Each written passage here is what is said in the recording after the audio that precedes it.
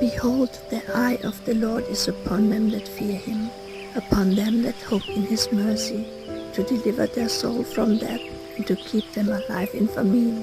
Our soul waited for the Lord.